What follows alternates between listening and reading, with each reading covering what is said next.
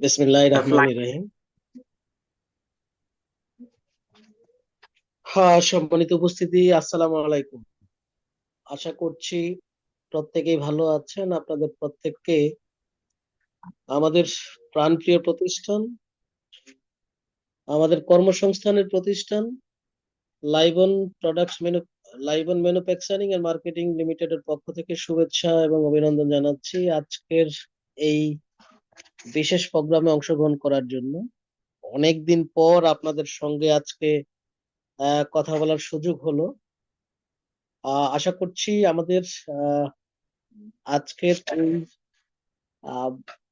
Health প্রোডাক্টের session পাশাপাশি আমাদের নিউ যে প্রোডাক্ট গুলো আমাদের রিসেন্টলি আপনারা পেতে যাচ্ছেন, সেগুলো নিয়ে আমরা বিস্তারিত আমরা আমাদের মতো করে একটু জানার চেষ্টা করব। যদি কারো কাছে আহ লিখার কোনো দরকার হয়, কোনো পয়েন্ট লিখার দরকার হয়, তাইলে আমরা প্রত্যেকেই আমাদের লাইবনের যে ডায়েরিটা আপনাদেরকে গিফট করা হয়েছে সেই ডায়েরি আর কলমটা সাথে নিয়ে বসতে পারেন।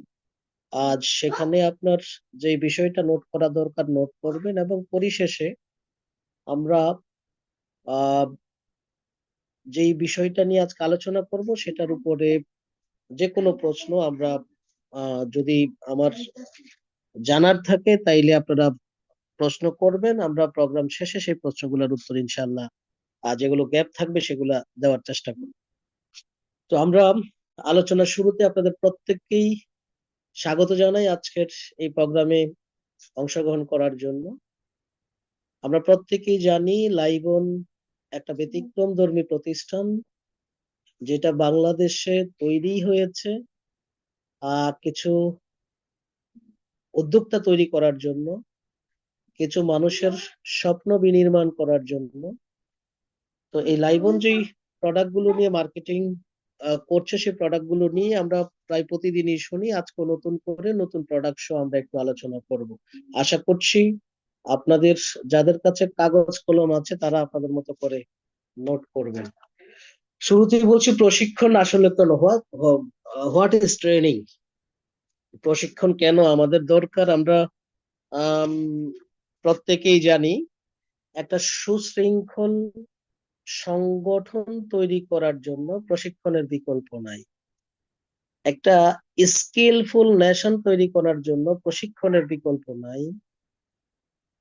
একটা খুব ভালো মানের বা বড় মাপের একটা প্রতিষ্ঠান হতে গেল, ওই প্রতিষ্ঠানের কর্মী বাহিনী প্রতিষ্ঠানের লক্ষ্য উদ্দেশ্য মিশন ভিশন যদি না জানে, তাহলে একটা কাঙ্ক্ষিত লক্ষ্যে পৌঁছানো সম্ভব না। এজ লাইক আমরা বলছি, ট্রেনিংটা হচ্ছে এই কারণে যেমন আমরা একটা সুশৃঙ্খল বাহিনী যাদেরকে চিনি, আমরা আর্মি বা সেনাবাহিনীর কথা বলি, তাদের যেমন একটা লাইফ স্টাইল থাকে, তাদের যেমন প্রতিদিনের টু ডু লিস্ট থাকে, তাদের লাইফ স্টাইলটা কিভাবে পরিচালিত হয়, অর্থাৎ কখন তারা ঘুম থেকে উঠে এবং কখন তারা আবার ঘুমাতে যায়, সারাদিনের যে শিডিউলটা থাকে, এইটাকেই বলছি।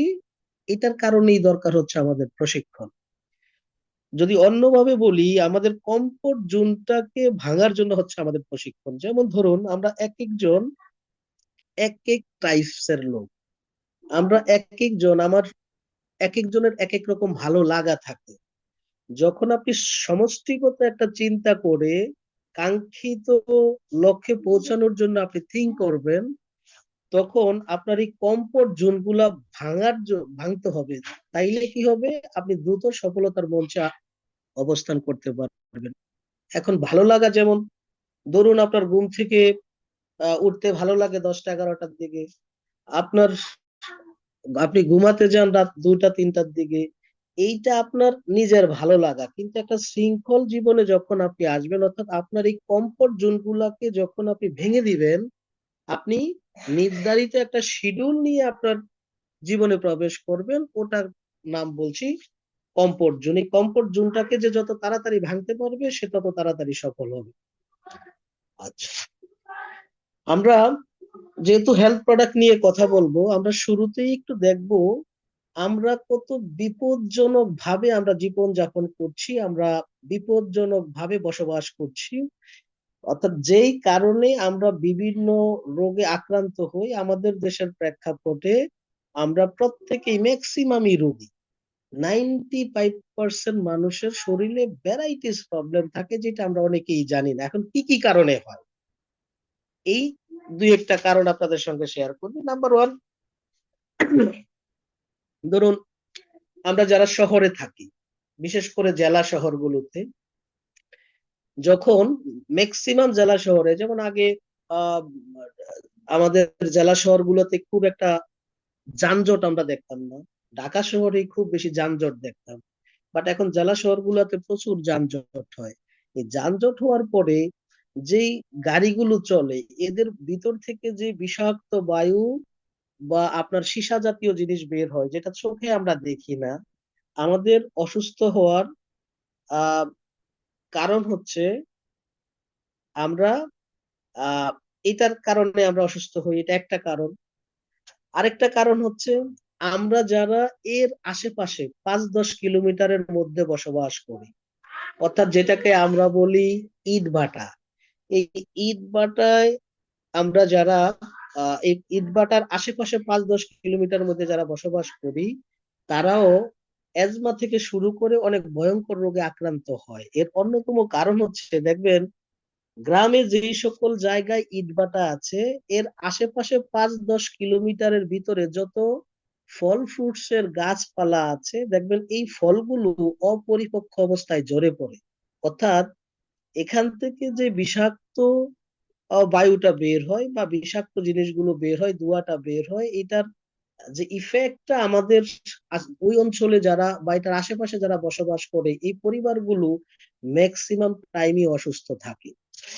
আরেকটা কারণ কি, আমরা বিশেষ করে আমাদের দেশের আহ আমরা ইয়াং জেনারেশন যারা আছি, বিশেষ করে আমাদের বোনরা, তাদের রূপচর্চার জন্য অনেক বেশি, তারা রূপচর্চার জন্য সচেতন থাকে, অনেক ইয়াং ছেলেরাও রূপচর্চা করে। তো আমরা যেই ধরনের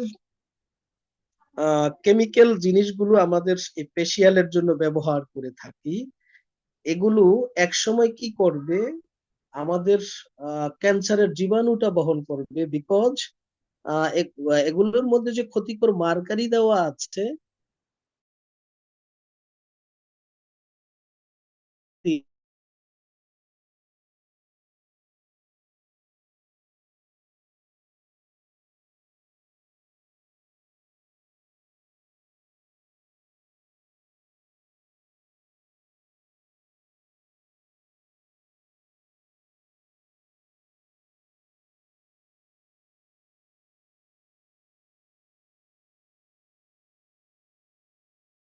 করে দেখেন, যখন এটার ভিতরে আমরা ঢুকি, বের হতে আমাদের খুব কষ্ট হয়। বা এটা যখন আমরা অপ্রয়োজনে ব্যবহার করি, অপ্রয়োজনীয় জিনিসগুলো দেখি, কখন ঢুকলাম কখন বের হলাম, এই সময়টা কিন্তু কোন দিক দিয়ে যায় আমরা নিজেরও বুঝি না।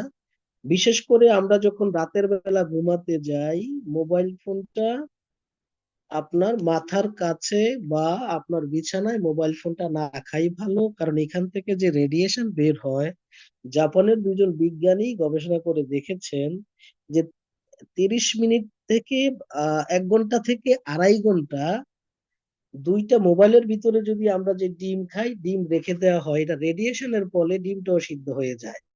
অর্থাৎ আমাদের ব্রেন, আমাদের ব্রেন সেল গুলো যেগুলো আছে অনেক সফট, তাইলে এই রেডিয়েশনের জন্য আমাদের ব্রেনেরও কিন্তু অনেক ক্ষতি হয়। এজন্য মোবাইল ফোনটা আমাদের জন্য আশীর্বাদ হলেও, এটা অপ্রয়োজনে যখন ব্যবহার করি তখন এটা আমাদের জন্য কিন্তু অভিশাপ।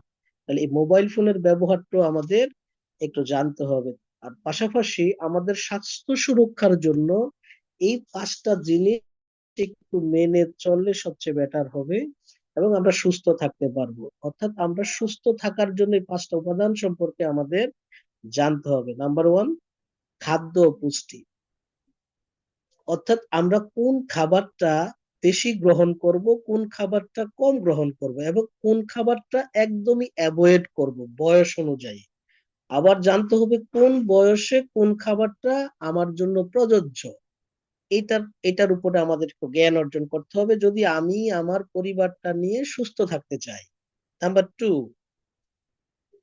আমার ওই ডাক্তার বলার পরে সকালবেলা আমি হাঁটবো এইরকম যাতে না হয়। আমি যখন সুস্থ, সুস্থ অবস্থায় যদি আমি প্রতিদিন অন্তত 2.5 কিলোমিটার হাঁটি, যেই হাঁটায় আমার শরীর থেকে ঘাম ঝরবে, তাইলে আমাকে ডাক্তারের কাছে যেতে হবে কম। এখন আমাদের প্রবলেম হচ্ছে, আমরা ডাক্তারের কাছে রোগ ধরা পড়ার পরে যখন ডাক্তারের কাছে যাই, যখন ডাক্তার বলে তোমাকে সকাল বিকাল হাঁটতে হবে, তখন কিন্তু বাঁচার জন্য আমরা হাঁটি।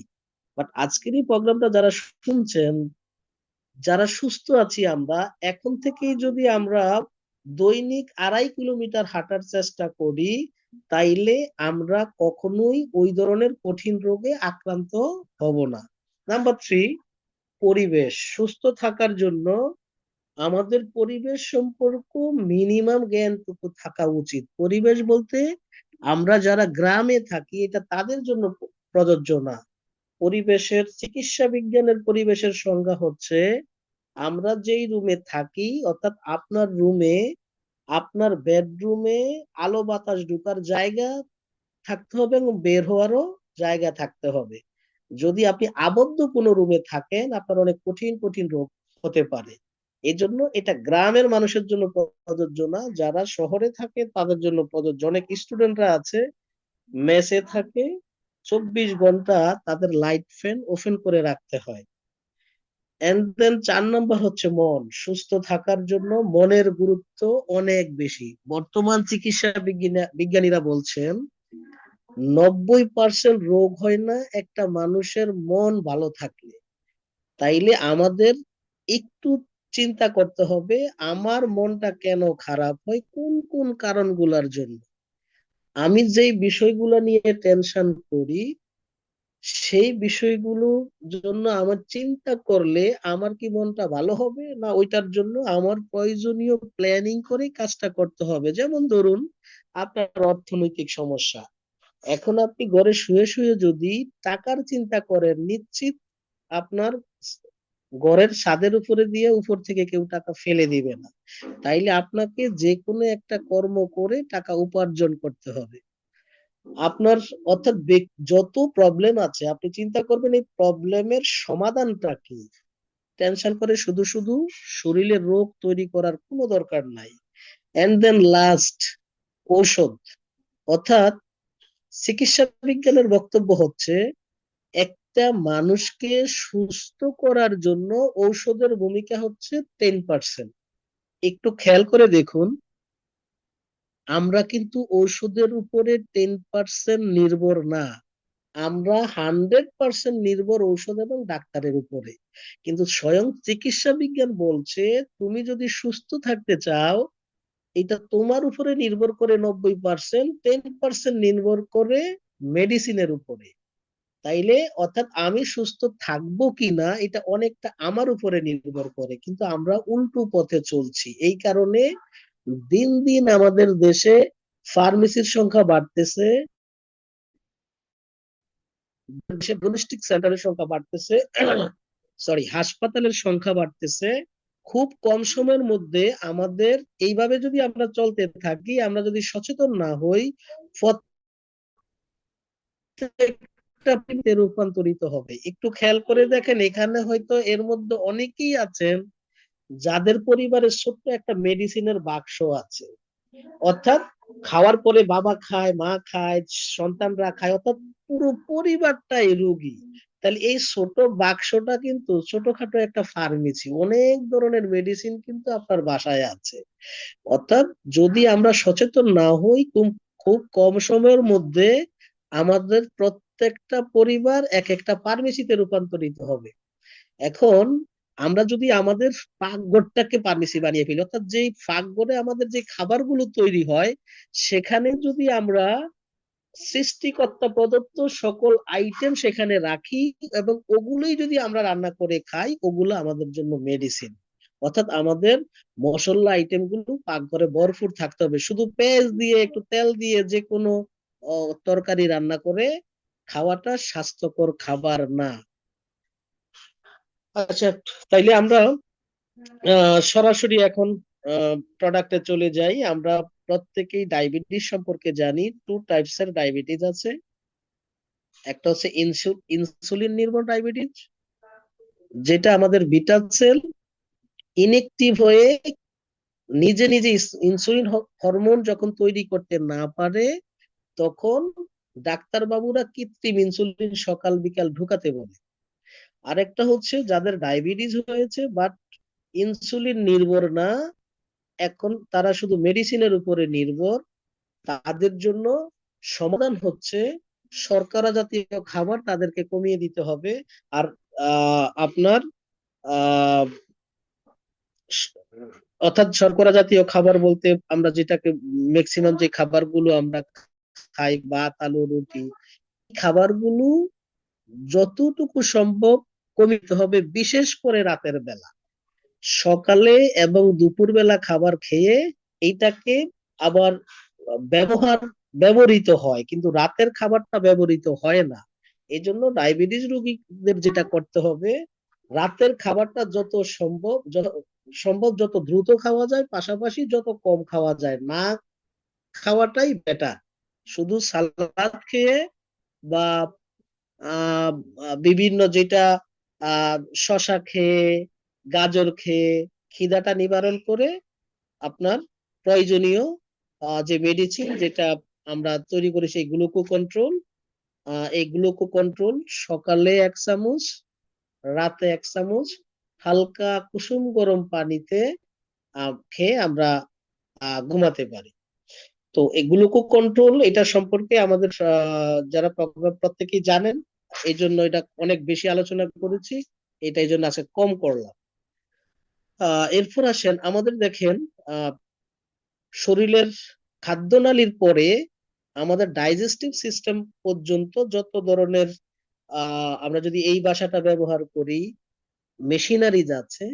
আমরা জন্মের পরে বাড়ন্ত অবস্থা পর্যন্ত অর্থাৎ 20 থেকে 25 বছর বয়স পর্যন্ত আমাদের কি সুন্দর এগুলো পরিষ্কার থাকে, কিন্তু যখন আমরা এই ধরনের রিচ ফুড খাই, বেকারি আইটেম খাই, মানুষের হাতের দোকানের আইটেম গুলো খাই, হোটেলের আইটেম গুলো খাই, তখন আমাদের কি হয়, অর্থাৎ এই কৃষকের খাবারগুলো না খেয়ে এগুলো খাওয়ার পরে আমাদের টোটাল এই ডাইজেস্টিভ সিস্টেমের যতগুলো অর্গান আছে দেখেন, একদম খাদ্যনালীর পর থেকে প্রত্যেকটা জায়গায় ওই বাড়ন্ত অবস্থার পর থেকে এগুলো এই ময়লাগুলো জমতে থাকে। এখন আমরা কি করি, প্রত্যেকেই আমাদের উপরের ত্বকটাকে পরিষ্কার করে রাখি। একজনও নাই এখানে যারা জন্মের পরে এই পর্যন্ত আপনার ভিতরের যেই কারণে আপনার রোগ হয়, ভিতরের ময়লাটা পরিষ্কার করার জন্য কোনো ইঞ্জিনিয়ারের কাছে বা কোনো ডাক্তারের কাছে গেছেন যে ডাক্তার সাহেব, আমার ভিতরে যত ময়লা জমেছে আমি এটাকে ক্লিন করতে চাই যাতে আমি সুস্থ থাকতে পারি। তাহলে এখন পর্যন্ত আমরা প্রত্যেকেই কি করি, আমরা করি আমাদের উপরের ময়লা পরিষ্কার করার জন্য যত ধরনের ফেসিয়াল আছে, যত ধরনের কেমিক্যাল আইটেম আছে, আমরা এই কাজগুলো করি উপরের ত্বকটাকে ভালো রাখি। কিন্তু যেই কারণে আমাদের রোগ হয়, যে কারণে আমাদের মেস্তা হয়, যে কারণে আমাদের ব্রণ হয়, যে কারণে আমাদের স্পট পড়ে, এগুলো যে কারণে আমার ফাইলস হয়, মানে ভ্যারাইটিস, আমি স্ট্রোক করি, ভ্যারাইটিস যে রোগগুলো হয়, এই রোগগুলোর অন্যতম কারণ হচ্ছে আমার ভিতরটা পরিষ্কার না, সেখানে অনেক ধরনের ময়লা জমে গেছে। এখন এই দেহে এসিডিক পরিবেশ বা এই ময়লা তৈরি করার জন্য দায়ী পরিবেশ সৃষ্টির কারণটা কি, যেসব খাবার দেহে এসিড তৈরি করে তা খেলে এবং মানসিক অবসাদ বা দুশ্চিন্তা যদি আমরা খুব বেশি করি, একটু আগে যেটা বলে আসছিলাম, তাহলে দেহে এসিডিক পরিবেশ সৃষ্টির ফলটা কি, কোষের অভ্যন্তরে শক্তি উৎপাদন হ্রাস করে, টিউমার সৃষ্টি করে, ক্ষতিগ্রস্ত কোষ সুস্থ হতে পারে না, দেহকে অধিকতর দুর্বলতার দিকে ধাবিত করে। এখন যে খাবারগুলো আমাদের শরীরে এই ময়লা বা অ্যাসিড তৈরি করে সেই খাবারগুলো কি, যেমন আমরা যখন 30 বছরের পরে বেশি বেশি মাংস খাচ্ছি, দুধ এবং ডিমের প্রক্রিয়াজাত খাবারগুলো আমরা দোকান থেকে যেমন কেক টেক সহ যেগুলো বেশি বেশি খাই, সাদা ময়দা, সাদা চিনি, কোমল পানীয়, সিনথেটিক খাবার ও ড্রাগস, সব রকমের বেকারি আইটেম, আইসক্রিম, বার্গার, সানাসুর, চকলেট, চকলেট কালার কেক, এগুলো যারা আমরা বেশি বেশি খাই, এই খাবারগুলো কি করে আমাদের শরীরে অ্যাসিডিক পরিবেশ তৈরি করে, বা আমাদের ডাইজেস্টিভ সিস্টেমের যে জিনিসটা আমরা দেখালাম ভিতরে টোটাল ময়লাগুলো এগুলোই তৈরি করে।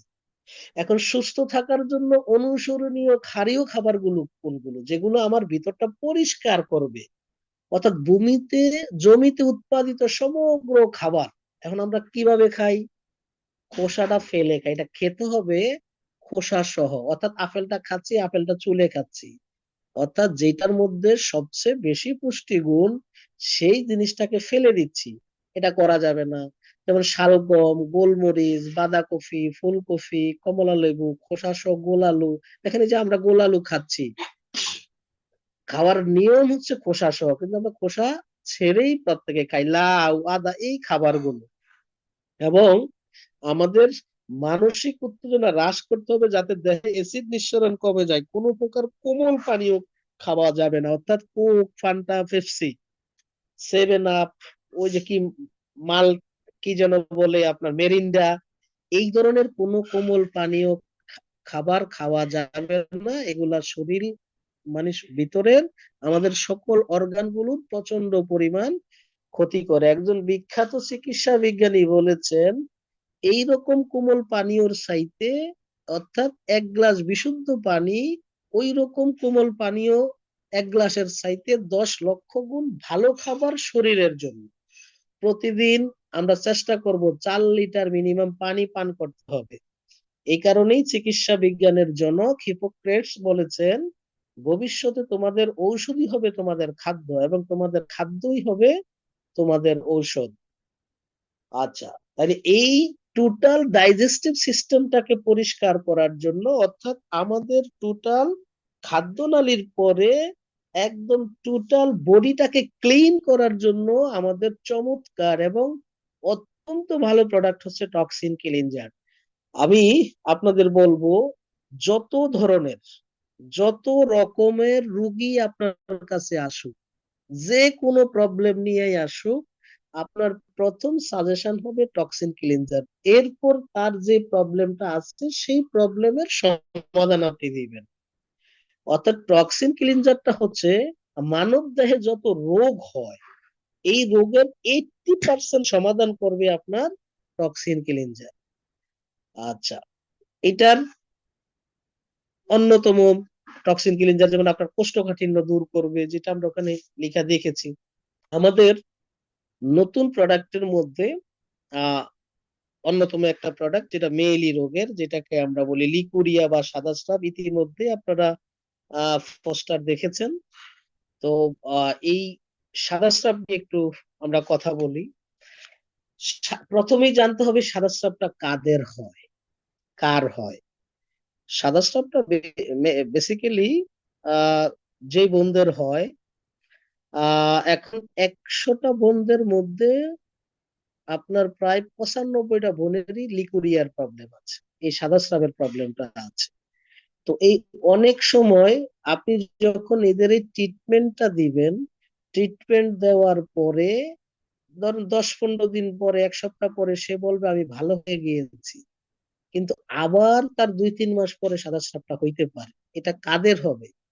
যেই বোনটা আছে একটু লম্বায় শর্ট, বাট সে লম্বায় যদি 5 ফিট হয়, সে হিল পরে আরো 2 ফিট, অর্থাৎ যে জুতাটা পরে, এই যেই বোনরা হিল পরে হাঁটে, অর্থাৎ হিল জুতা পরে, এটা একটা অনুষ্ঠানে যায়, ঠিক আছে, অনেকে দেখবেন বাসায়ও এগুলা ব্যবহার করে, এদের সাধারণত লিকুরিয়া ভালো হওয়ার পরও আবার তাদের হবে। অর্থাৎ হিল জুতা পরা যাবে না, নাম্বার ওয়ান। আচ্ছা, তো এইটার জন্য এই আহ আপনার সাদা স্রাবের জন্য তার শরীর দুর্বল থাকবে। আবার অনেকেরই সাদা স্রাবের মধ্যে আপনার সাদা স্রাবের সাথে আপনার গন্ধযুক্ত স্রাব হয়। অনেকের আবার বা এটার সাথে অনেকে বলবে আপনাকে জরায়ু জরায়ু চুলকায়। তো আবার অনেকের জ্বরে চুলকাতে চুলকাতে ঘা হয়ে গিয়েছে। এদের জন্য যে ট্রিটমেন্টটা দিতে হবে, আহ এখান থেকে এটা চলে গেছে, সরি। নতুন প্রোডাক্টটা হচ্ছে যেটা পোস্টার দেখেছেন, ফিমেল কেয়ার। এই ফিমেল কেয়ারের সাথে যদি তার গন্ধযুক্ত স্রাব হয় অথবা জরায়ুতে চুলকানি থাকে, অবশ্যই তাকে স্পিরুলিনার সাথে দিতে হবে। তাই এবং তাকে বলে দিবেন 1 সপ্তাহ যাতে কন্টিনিউ করে। নিয়মটা হচ্ছে সকালে 1 চামচ, রাতে 1 চামচ, খাওয়ার আগে অথবা পরে কোনো সমস্যা নাই। 1 সপ্তাহের মধ্যেই তার সাদা স্রাবটা ভালো এনাফ। যদি প্রথম প্রবলেম হচ্ছে দ্রুত বীর্যপাত, এটা প্রত্যেকটা পুরুষের একটা সাধারণ সমস্যা। এটা যদি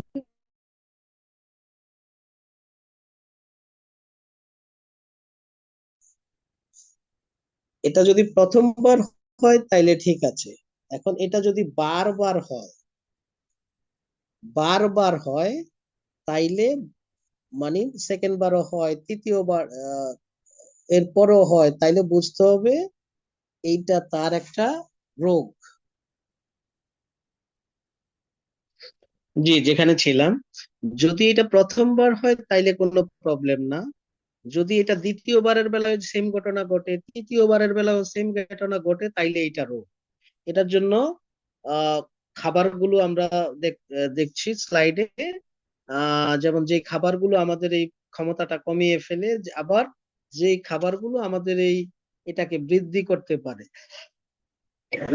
যেমন মধু, দুধ, কালো জিরা, কোরমা, সরি, কোরমা, ডিম, মাশরুম, কলিজা, এলাচ, দারুচিনি, কিশমিশ, এই খাবারগুলো। আরেকটা প্রবলেম হচ্ছে উত্থান সমস্যা পুরুষাঙ্গের। এইটা আপনার দীর্ঘদিন যাদের ব্লাড প্রেশার থাকে, মাত্রাতিরিক্ত ডায়াবেটিস থাকে, রক্তে যাদের চর্বির পরিমাণ বেশি থাকে, যাদের তলপেট অত্যন্ত ভারী, অর্থাৎ যে তলপেটে যেটাকে আমরা বলি মেদবুড়ি বা ওবেসিটি, অতিরিক্ত ধূমপান করলে, মানসিক চাপ জনিত কারণে বা বার্ধক্যজনিত কারণে এই প্রবলেমটা হতে পারে। তো এটার জন্য আমাদের বিগু হালুয়া একটা ছিল, আইবান বিগু হালুয়া একটা ছিল। এটা তো আছেই। এখন এটার খাবার নিয়ম হচ্ছে, যারা অ্যাডাল্ট তাদের জন্য সকালবেলা তারা 1 চামচ বিগু হালুয়া খাবে সকালে নাস্তা করার পরে। আর এটা এটা খাবে একদম 3 মাস, বিগু হালুয়াটা। আর লাভ ফর ফিট এটা খাবে, এটা নতুন প্রোডাক্ট, এটা ক্যাপসুল ফর্মে। এটা খাবে প্রয়োজনের দিন শুধু রাতে একটা। আর প্রয়োজনের দিন যেদিন খাবে, অবশ্যই সেদিন রাতের খাবারটা মাগরিবের পর পর যতটুকুই খাবার খাবে সেটা সেরে ফেলতে হবে। খাবারের আধা ঘন্টা বা 1 ঘন্টা পরে একটা ক্যাপসুল খাবে, যেদিন তার প্রয়োজন ওই দিন, অর্থাৎ এটা রেগুলার খাবে না। একটার মধ্যে 30 পিস ক্যাপসুল থাকবে। তাইলে এটা যদি 3 দিন পর পর একটা খায় বা 2 দিন পর পর একটা খায়, 2 মাস বা 2 মাসেরও বেশি একটা রোগের চলে যাবে। তবে বিগু হালুয়াটা যেই দিন রাতে, লাভ ফর ফিট যদি রাতে না খায় তাহলে বিগু হালুয়াটা রাতে খাবে। বিগু হালুয়াটা যেদিন লাভ ফর ফিটটা খাবে, অর্থাৎ এটা তার ভালোবাসার জন্য এটা যথেষ্ট, নামটা এরকম করা হয়েছে। এটা প্রচুর পরিমাণে তার টাইমিং বাড়াবে, সময় বাড়াবে, তার বীর্যটাকে গাঢ় করে ফেলবে, এই জন্যই প্রচুর সময় বাড়াবে, শুক্রকীট বৃদ্ধি করবে। তাইলে যেদিন তার প্রয়োজন নাই ক্যাপসুলটা লাভ ফর ফিটটা খাওয়ার, ওই দিন রাতেও বিঘু হালুয়া খাবে, সকালেও খাবে। আর যেদিন রাতে তার প্রয়োজন লাভ প্রফিটটা খাবে, ওই দিন রাতের বেলা বিঘু হালুয়াটা খাবে না, শুধু সকালে খাবে। এটা হচ্ছে নিয়ম। এখন এখানে কিছু নিষেধাজ্ঞা আছে। যাদের অতিরিক্ত হাই প্রেসার, এই প্রেসারটাকে কন্ট্রোল না করিয়ে, কন্ট্রোলে যদি না আসে, তাকে লাভ প্রফিটটা দেওয়া যাবে না। এবং যাদের হার্টের প্রবলেম আছে, তাদেরকে লাভ প্রফিটটা দেওয়া যাবে না। আশা করছি এই প্রোডাক্টটা আপনাদের মানে অনেকের ব্যবসাকে অনেক দূরে নিয়ে যাবে। এটা প্রোডাক্ট, অর্থাৎ 1 ঘন্টার মধ্যেই সে রেজাল্টটা পেয়ে যাবে। আমাদের দেশের আমরা ম্যাক্সিমাম পুরুষরাই যারা খুব দ্রুত রেজাল্টটার জন্য আগ্রহী, তাদের জন্য হচ্ছে এই প্রোডাক্টটা। তবে অবশ্যই দেওয়ার আগে তার হার্টের কোনো প্রবলেম আছে কিনা এবং তার হাই প্রেসার বা উচ্চ রক্তচাপ আছে কিনা এটা জেনে তাকে সেবন করতে বলা হবে। আবারও বলছি, যেদিন রাতে লাভ ফরফিট খাবে, ওই দিন রাতে বিগু হালুয়াটা খাবে না, সকালবেলা প্রতিদিনই বিগু হালুয়া খাবে।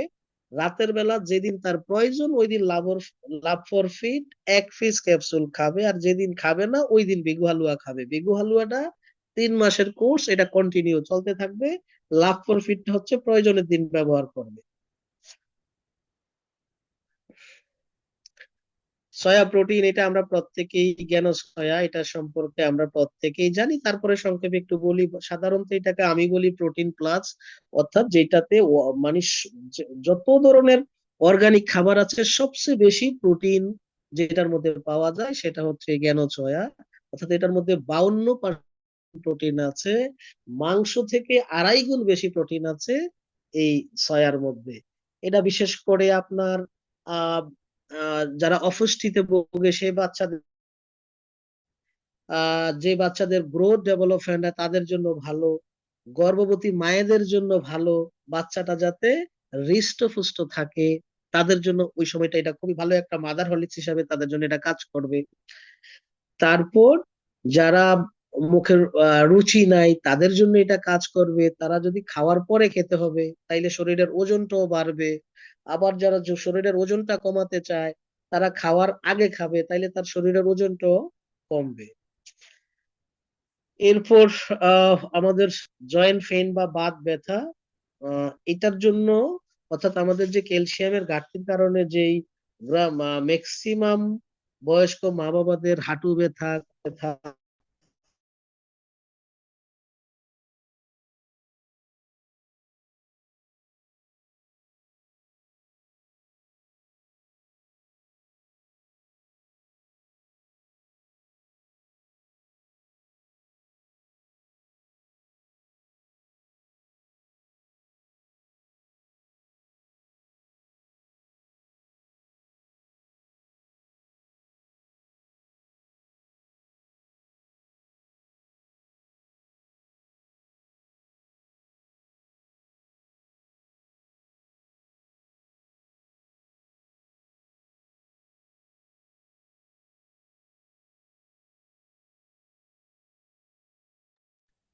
স্যারের মনে হয় নেট প্রবলেম।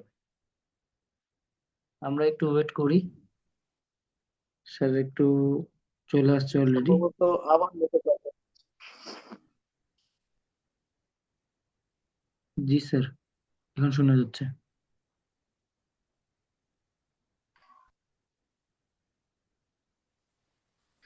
এই, নাজিম, আমার ওই যে গ্যালাক্সির মনে হয় হোস্টটা কেটে গেছে, হোস্ট করে দেন তো। স্যার হোস্ট তো আমার কাছে নাই, দাঁড়ান আমি দেখতেছি।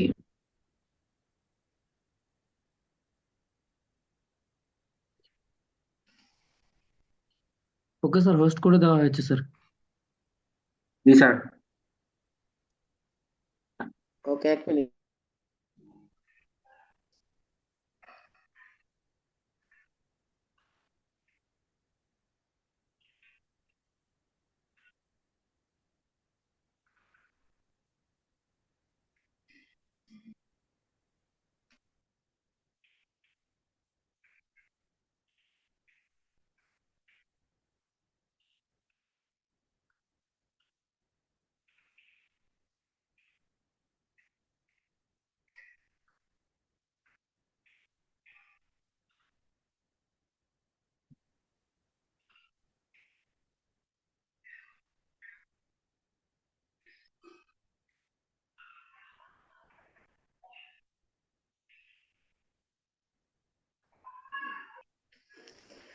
আমরা তো নতুন দুইটা প্রোডাক্ট নিয়ে কথা বললাম, female care and love for fit. আমাদের আরো দুইটা প্রোডাক্ট, একটা হচ্ছে অ্যালার্জি সুরক্ষা, যেটাকে আমরা অ্যালার্জির জন্য, অর্থাৎ যাদের চুলকানি আছে, খোসপাসরা আছে, দাউদ একজিমা আছে, এটার জন্য আমাদের তো লাইবন সোপস আছেই।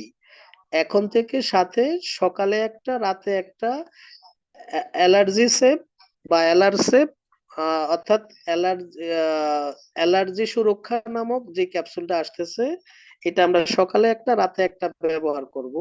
আর এটা একটু জেনে নেন, স্কিন ডিজিজের প্রবলেমটা তাদেরই হয়, অর্থাৎ এই অ্যালার্জি, চুলকানি, ব্রণ, দাউদ, একজিমা, মেস্তা, স্পট, এগুলার অন্যতম একটা কারণ হচ্ছে আমাদের যাদের ব্লাডটা, অর্থাৎ রক্তটা যাদের দূষিত হয়ে যায়, এই রক্ত দূষিত হওয়ার কারণে আমাদের অ্যালার্জিক প্রবলেম গুলো হয়, স্কিন ডিজিজের প্রবলেম গুলো হয়। তাইলে এখন এই স্কিনের আপনার রক্তটা পরিষ্কার করার জন্য আমরা যেটা করব, তিতা জাতীয় খাবারগুলো, যেমন করলা ঝোল করে রান্না করে খাবো, ঝোল ঝোল করে তিতা জাতীয় খাবারগুলো একটু বেশি খাবো। আমরা আমাদের লাইবন সাবান দিয়ে গোসল করব, এবং অ্যালার্জির সেফ যে ক্যাপসুলটা নিউ আসতেছে এটা এ মাসেই পাবেন। সকালে একটা, রাতে একটা খাওয়ার পরে ক্যাপসুল খাবো। আশা করছি উইথিন 2 or 3 days, এই 2 থেকে 3 দিনের মধ্যেই আমাদের এই অ্যালার্জি চুলকানি জিনিসটা, প্রবলেমটা দূর হয়ে যাবে। আচ্ছা, এটা আরেকটা প্রোডাক্ট নতুন যেটা আপনারা এই মাসেই পাচ্ছেন। আর একটা সবার জন্য সুখবর হচ্ছে, ফিমেল কেয়ারটা আপনারা সম্ভবত আগামীকাল থেকে ইনভয়েস করাতে পারবেন, অর্থাৎ এটা আমাদের অফিসে এসে গিয়েছে, আগামীকাল থেকে ইনভয়েস করতে পারবেন। আর লাভ ফর ফিট আপনার অ্যালার্জি সুরক্ষা, এন্ড দেন আপনার আহ, আপনার এনার্জি বুস্টার জুস, যেটা গরমে এবং এই রমজানে, সামনে যে রমজান আসছে আমাদের জন্য, আমাদের হট কেক বা হট প্রোডাক্ট হবে এটা। এটার মধ্যে সব কিছু একটা স্যাচেট প্যাকেটে সবকিছু অ্যাডজাস্ট করা থাকবে। এটা শুধুমাত্র আমরা শরবত হিসাবে ব্যবহার করব না, এইটা আমাদের অনেকগুলো উপকার করবে। 1 নাম্বার আমাদের অ্যাসিডিটির উপকার করবে। 2 নাম্বার আমাদের যাদের অ্যাজমাটিক প্রবলেম আছে, ফুসফুসে যাদের প্রবলেম আছে, যাদের শ্বাসকষ্টের প্রবলেম আছে, অ্যাজমাটিক যেটা বললাম, যাদের কোষ্ঠকাঠিন্য আছে, এইটা তাদের জন্য। এবং সারাদিন না খেয়ে আমরা যখন ইফতারের সময় বসবো, এই শরবতটা খাওয়ার সাথে সাথে আমাদেরকে একটা এনার্জি দিবে, বিকজ এটার মধ্যে আমরা গ্লুকোজ গ্লুকোজ যোগ করেছি। আমাদের এটার মধ্যে গ্লুকোজ, সাথে আপনার তুলসীর বীজ, ইসবগুলের ভুসি, যেগুলো আপনারা চিনেন ওইটা বলছি। তারপরে আপনার আহ কি বলে, তুলসীর বীজের সাথে চিয়া সিড থাকবে।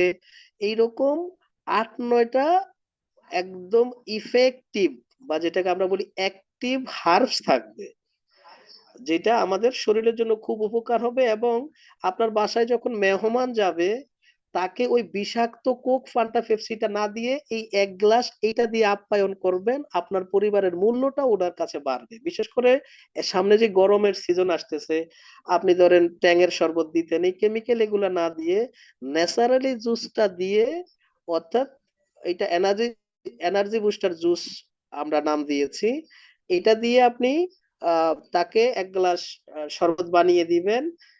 সে খেয়ে যেমন ওয়াও বলবে, এবং উনি আপনার এটার কারণে আপনার সারা জীবনের জন্য আপনার একটা কাস্টমার হয়ে যাবে, এবং ভবিষ্যতে তাকে আপনি উদ্যোক্তা হিসেবে তৈরি করতে পারবেন। এই 4টা প্রোডাক্টের মধ্যে ফিমেল কেয়ারটা কালকে থেকেই কাটতে পারবেন। আর অ্যালার্জি সুরক্ষাটা আপনি আগামী সপ্তাহ থেকেই কাটতে পারবেন। আর সরি, লাভ ফর ফিটটা আগামী সপ্তাহ থেকে কাটতে পারবেন। অ্যালার্জি সুরক্ষা এবং আমাদের যে শরবতটা আসতেছে, এটা আশা করছি 20 তারিখের আগে থেকেই অ্যাভেলেবেল হয়ে যাবে। এই হচ্ছে নিউ 4টা প্রোডাক্ট আমরা এই মাসে আপনাদের আপনাদেরকে দিলাম। এই যেহেতু স্লাইডটা শেয়ার করতে পারছি না, এই আলোচনা ছিল আজকে নতুন প্রোডাক্ট সহ। যদি আপনাদের কোনো প্রশ্ন থাকে প্রশ্ন